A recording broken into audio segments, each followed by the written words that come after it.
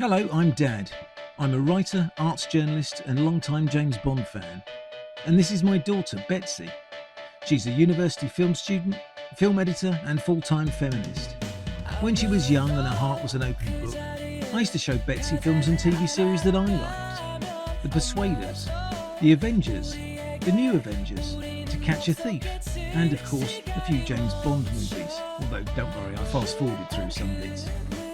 But then, when she was 13, an annoying thing happened. Betsy developed a mind of her own.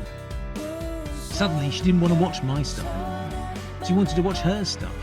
TV shows like Stranger Things and Outer Banks, and films like The Hunger Games and Parasite. I couldn't pay her to watch a 007 movie.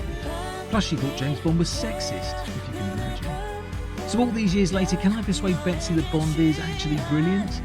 And can she persuade me that things like The Summer I Turned Pretty and Young Royals are mini masterpieces? Whatever happens, it's a chance to go bonding with Dad. In a coastal town in North Carolina, 5 friends known as the Pogues are drawn into an adventure involving a sunken ship and millions of dollars of lost gold. Inexplicably, all of them are still at high school despite clearly being in their mid-20s. There's the male model one, the smart and dependable one, the intense one, the flaky one, and the one who's just teetering on the edge of being an utter sociopath. In the same town but on the other side of the social divide is Ward Cameron, a wealthy businessman with a villainous beard who wants the treasure for himself and will stop at nothing to get it, even if it involves murdering his own daughter. What a nutter! Ward is helped and hindered in his quest by his Fruit Loop son Rafe, who, despite having excellent dress sense, is a murdering psychopath who shoots the sheriff but doesn't kill the deputy. Plus there's Topper, who has a big face and the extreme hots for the flaky one. And don't even get us started on Barry. Over the course of 4 seasons, the Pogues run out of air while scuba diving, steal money from a drug dealer, dodge a blind woman with a shotgun, get stuck in a sewer, rob a train, attempt to get a massive jewelled cross off a cargo ship, get shipwrecked, survive a crocodile attack and a plane crash, evade the police, meet a sinister man who says, you know, a lot, befriend a feisty smuggler, have their house burned down, and find the lost city of El Dorado. Is any of this making sense? Probably not, because none of it does, but as action TV series go, it's very entertaining. So bring it on home, JB. This is Outer Banks. Outer Banks. Outer Banks. So, we have been watching Outer Banks kind of since the first season, and we've been watching it every year since it's been coming out. But the other day we rewatched all of the episodes, didn't we? We watched every single one. Yeah. How many episodes? 40? Yes. Yeah, there's 4 seasons. 40. 10. Yeah. So that should give you a clue. The fact that I watched all 40 and was happy to. Yeah, give you a clue what I think about it. We didn't start off by rewatching them together. I rewatched the first 3. I was in the living room. Then Dad came in and he was like, "Oh, do you want to wait to watch the next 2 ones with me?" So I would and then Mum got roped in. Yeah, as well. She really likes it too. I think so. I didn't watch Outer Banks when you were watching it. I would be like walking through the front room, or I'd be having a cup of tea and I'd see clips from all different series, from all different episodes. It's very hard to string them all together. So it's a bit like a Bond film when people say, "Oh, what is this the one with the volcano?" And I go, no. This is the one where he has a fight in a train with Robert Short. It's a bit like that. Is this the one where they are on the boat at the end with the crop? And you go, no, that's. However, there's something about it that we'll get into this, but there's something about it that keeps you hooked. I think each episode is kind of like a mini film. They have a really big budget. They go to beautiful locations. They have really good action scenes. Actually, a lot of things it's not similar to Bond, but I think the factors within it, good action, good characters, good like locations, that's all kind of something that Bond kind of has in common with it in that sense. It's like an escapism kind of world, isn't it? It is. And yeah, they're mini films. I think the characters are really lovable. I think the plot is good and you care about what's going to happen next, but I think we kind of decided, didn't we, that we think that the writers sometimes write something and then the next season they regret writing that thing, and then they go, oh no, we've got to bring that character back from the dead, or we've got to change this, so that never happened. No, it's ridiculous. It should say from the off. It's ridiculous. You have to put your brain in neutral. And yeah, there are so many plot holes in this show, really. Like, but there's something about it that makes you go, it doesn't matter. It's great. It doesn't matter. Well, it sweeps you along, I think. Yeah. So first of all the actors are very good. Yeah. They're all excellent, I think. Are, yeah. I've got my favourites. Me too, yeah. But we'll go into that. But they're all really good. So you're invested in their characters. But the action then sweeps you along. Yeah. The locations I'm a sucker for locations. Yeah. I'll watch Outer Banks just because it's like, oh, that looks lovely. Yeah. I'd like to be there. Yeah. I don't think I would really like to be there. But it looks and it's shot really well. Yeah. It looks beautiful. Even when it's like swamp and there are alligators. Cinematographers done their job very well. Yeah, they have. Okay, so should we talk about characters to start off with then? So there are a lot of characters in this show. Oh, there are so many. I think let's separate characters from villains maybe to start off with. It's just like the heroines, the good characters who were like yours kind of standout ones. For me, JJ, I think, is one of the best characters, played by Rudy Pankow. Yeah. He's very good. He's sort of manic.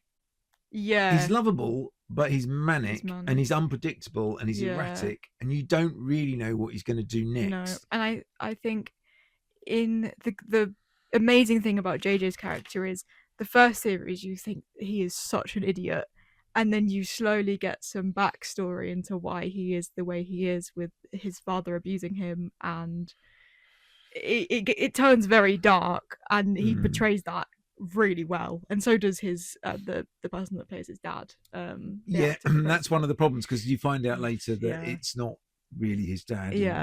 We don't like that bit. But if only they'd stuck to that, it would have been really storyline where he was his dad and he was, physically assaulting him every 5 minutes. That would have been but he has this like real kind of, he's the comedic relief. Yep. But he also has a real vulnerability to him. He really and does. I don't think there's any characters that I can think of on screen that are like JJ's character, which I think is why he's such a fan favourite. Like, I can't think of characters in any of the series that have that comedy / real, like, kind of deep pain. I think it's all right to give spoilers at this point. Yeah, I think so. The fact that they kill him off in the end of season 4 is just mad to me, because he's sort of like, for me, he's not, because there are other characters, so you can do the show without him, but why you would want to, that's what I think. I don't know. I think maybe the writers didn't, I don't think the writers knew what a good character he would become, and I think his death scene's heartbreaking, and we're recording this before season 5 comes out, which is the final season, so it'll be really interesting to see. Will he be in flashback? If he's in flashback, it'll be interesting to see how they manage it, really, because I think he's kind of the heart of Outer Banks almost. I get the feeling he won't be in flashback. No, I unless they're using flashback from previous already filmed things. So I don't think they're going to be doing scenes, unless they already filmed some extra bits last with season him. To put it in. Could have done that. But I just think it's mental, and I like the idea that next season it's going to be all about Kiara getting her revenge. Kiara's a very good character. Yeah, I was going to say Kiara's facial expression.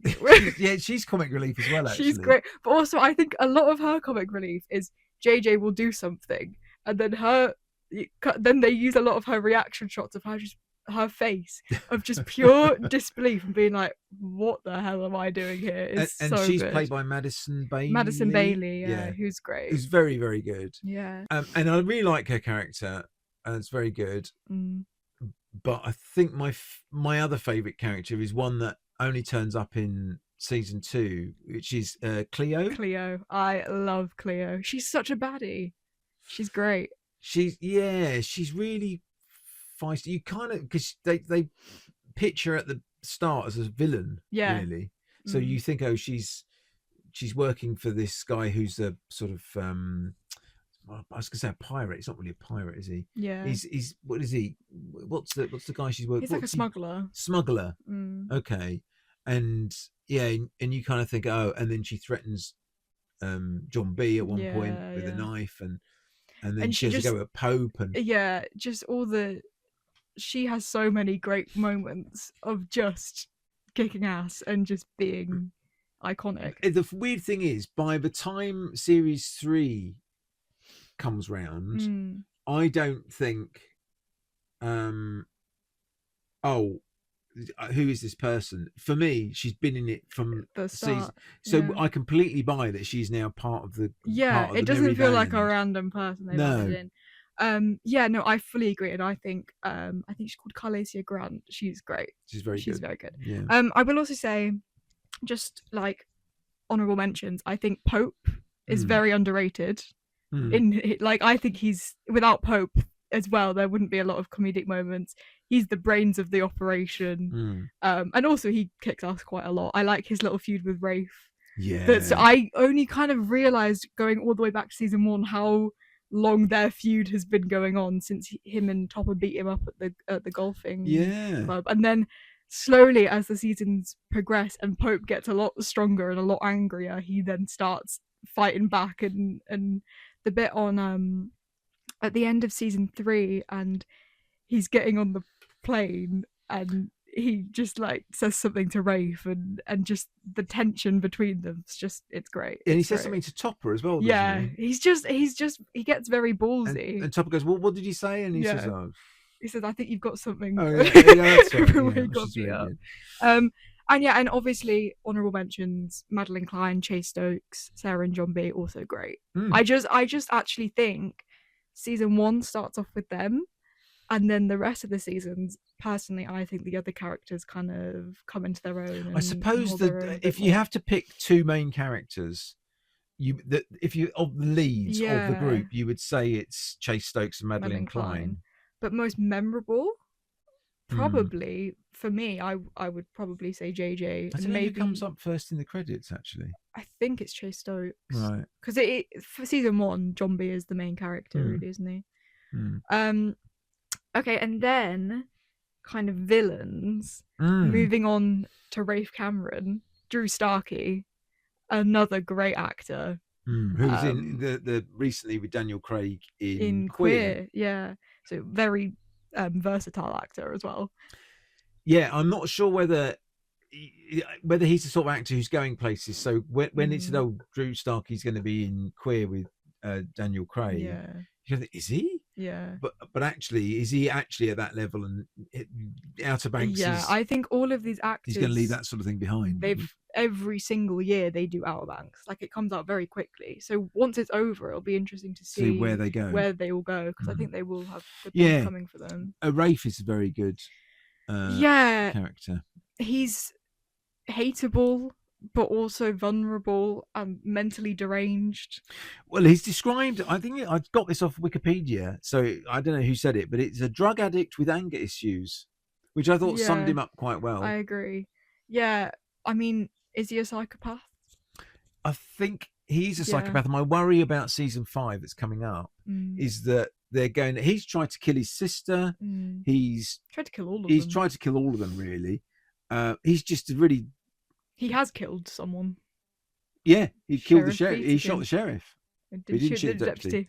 But he's the sort of detestable character. So my fear is that he's going to be sort of co-opted into the group. Yeah. And he's going to become kind of honorary Outer Banks pogue. Yeah.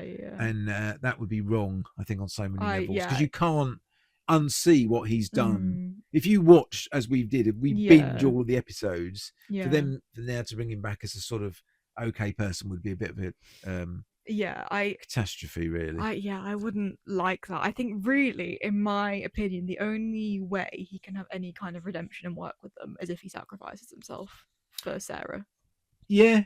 Ward did. Like Ward did. And I suppose you can mention Ward. We should mention. Well, I was going to say, I think it's important to say that the writers really don't like father figures in this show, because you've got Ward Cameron. Why not?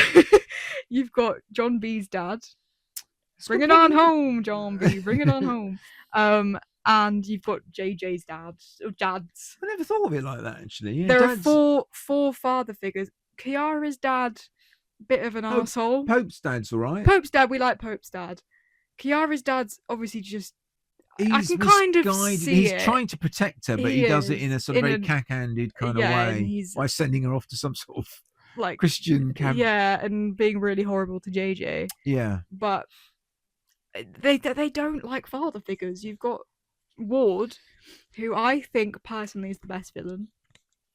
I would agree with you, although I do like Mr. Singh. That's true. I think Ward has an emotional storyline going on because he is Sarah's dad. So he is... I suppose, okay, so watching it all from the beginning, the only thing I thought with Ward was that he sort of turns a bit quickly to becoming this psychopath, really. Yeah. So he goes, we're going to come out on the boat with me tomorrow, John B, and we're going to go fishing. Going to take you fishing. Yeah. And then ends up trying to shoot him. Well, that's just because. And then he stabs himself in the arm with a harpoon. I think I quite like that bit though, because I think it feels like he's been waiting in the wings that whole time, and then suddenly he's not gonna. It's greed. He's greed orientated. That's what kind of turns him. Yeah. But yeah, I think obviously JJ's dads as well. Both of them. Both dads. My two dads are arseholes. Yeah, like first one, an abusive arsehole. Second one is the one that kills him. Funny. So sorry. Yeah. But second one is the one that kills him. Second, he's killed. Yeah. Really, JJ has a very tragic story. And then we've got the other two villains. You've got Limbury, who I think is a bit meh. The woman. Oh, who's gone the sort of religious quest to get the. Yeah, and again, they really built her up in season 2. She's quite scary in season 2, but then season 3 comes around, and they kind of, you can just tell they've gone, we don't really want her in it anymore, and then they just bring in Mr. Singh instead, and they give her what she wants, and she's gone. I was going to say, I'd forgotten about JJ's second dad. What's he called? Groff. I'd sort of forgotten about him. And if you like, he's really the big bad, nasty because he's the one who kills JJ. Yeah. I'd almost forgotten about him. He's a bit sort of spivvy and a bit cowardly and a bit... He's a bit like... slimy, I think. Yeah. You know what? I do think, though, the actor, when I was watching it, I think he's done a really good job at kind of mimicking Rudy Panko.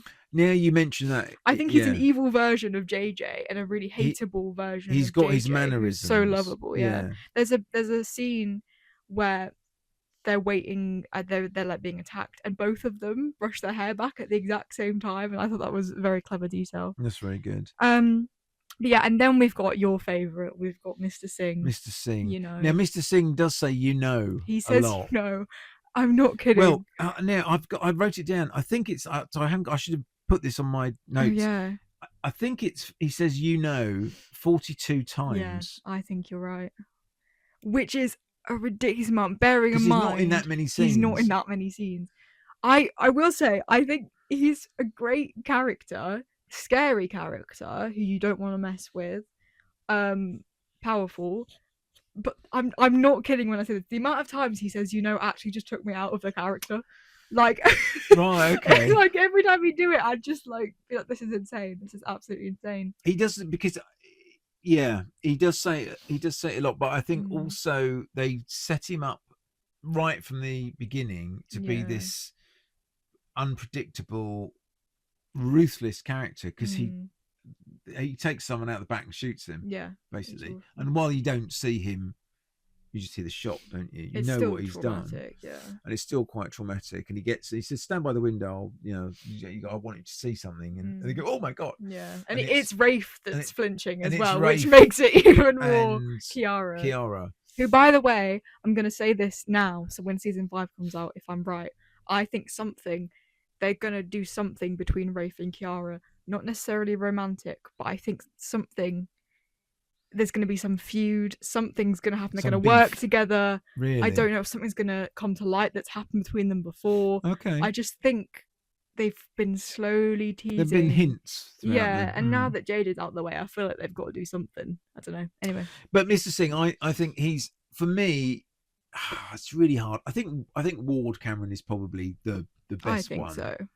Actually, yeah. But Mr. Singh's quite funny. He is. He's good. I think he didn't overstay his welcome as well. I think one season's good. Yeah. Another season, I'd be like, you're taking the piss a bit. Yeah. But I think he was good for season 3. The only thing is when he blows up at the end, he gets the stick of dynamite. I would have paid good money for the scriptwriter to have gone, and then he's all blow up. Anyway, that would have been great. It would have been absolutely great. And then you've got Topper. Oh well, yeah.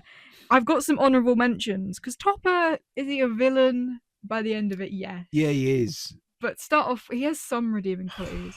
I don't know, but I always feel quite conflicted with Topper because he's so he does really nice things. And is that just because he's trying to get with I think so. Sarah? He's all just motivated, and she plays into it as well. Yeah, she. They all use her so many times to get what they want. But part of me thinks, maybe it's not just sexual. Maybe he's actually deep down. Maybe he's trying to do the right thing because he's a good person, and then he'll do something off the charts. Yeah, evil. like burning down John B's house, with them all in it. Yeah, and trying to kill them all. Yeah, and you kind of think, running over some turtles.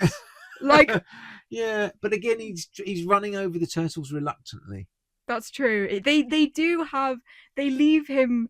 They don't ever take him all the way. Burning down the house was like, okay, you can't really come back from that. But other than that, they kind of make him a nasty character, and then he will do something that makes you think, he's not as bad as Rafe. You can't hate Topper as much as you hate Rafe, I would say.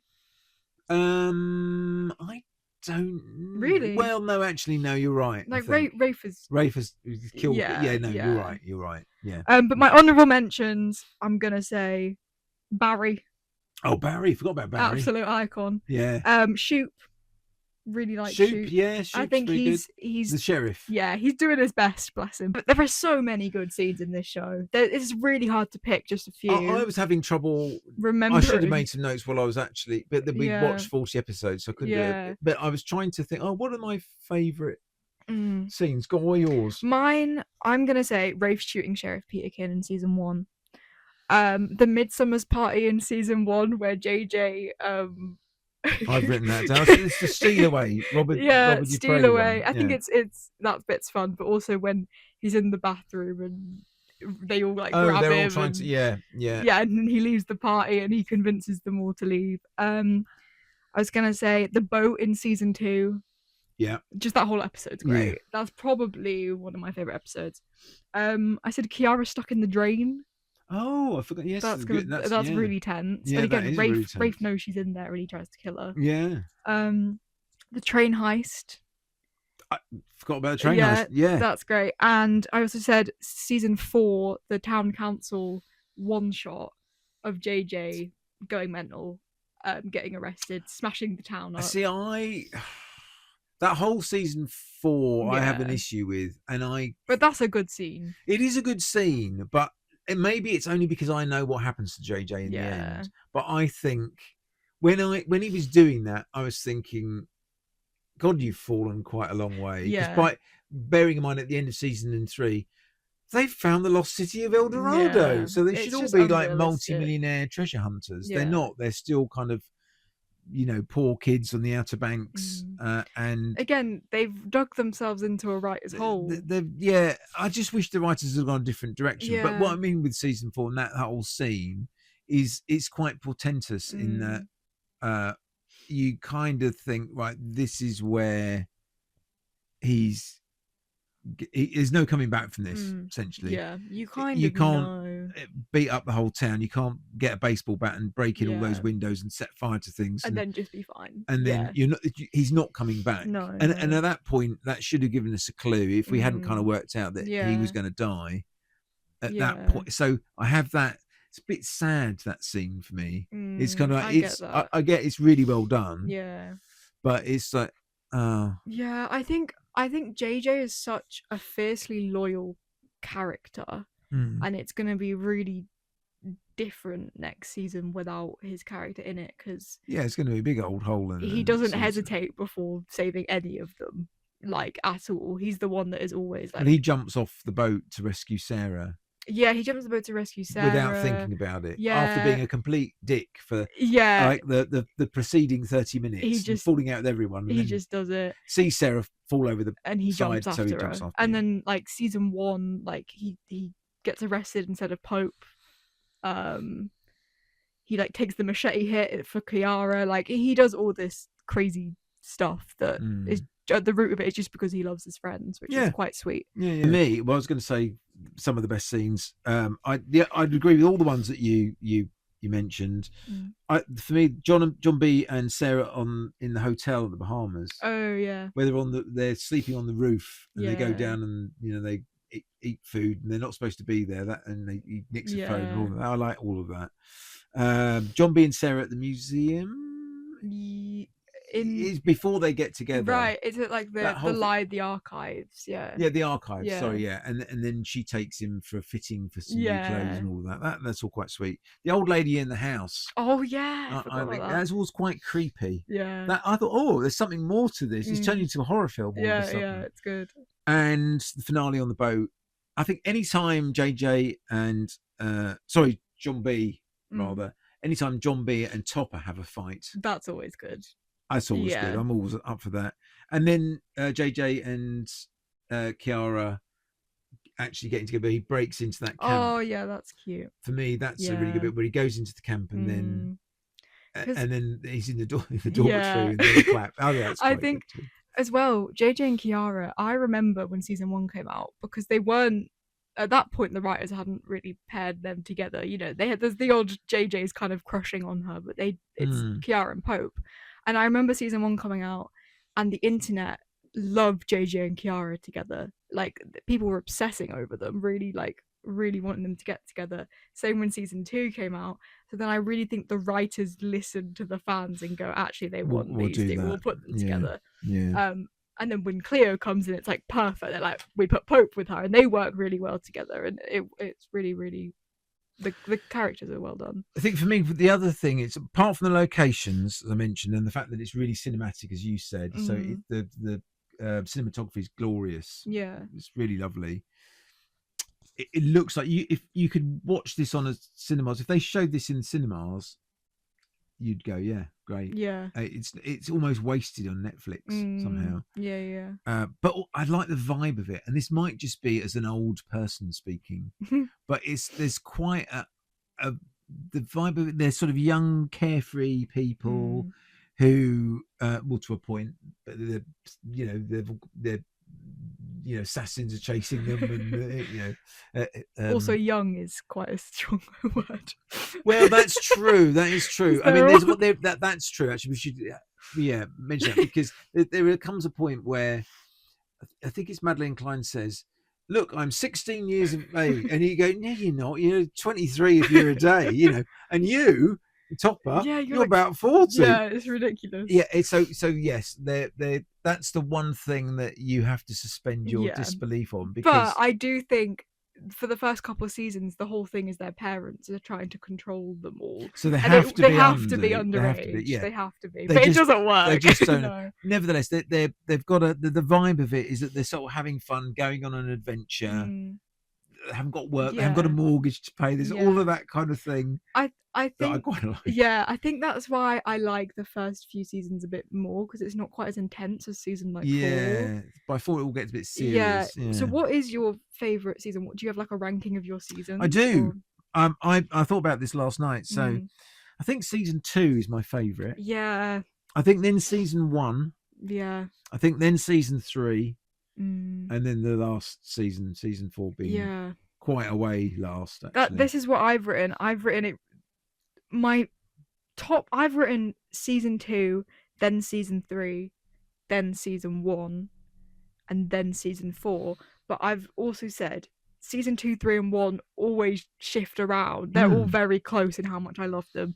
Season 4 is right at the bottom for me. I do think season 4 wasn't the best. And if that was like the first season of something, fine. If it was a standalone season, I think we were saying this the other day, but if it was a standalone season, look at this. This is, just watch this on its own. If it's the only one and there hadn't been 3 seasons preceding it, Yeah, you'd have loved it. I think they lost the essence of Outer Banks. Mm. I think they were trying to they wrote it with the end goal, JJ's gonna die, so we've got to do a whole season that just doesn't make sense, trying to get him to die.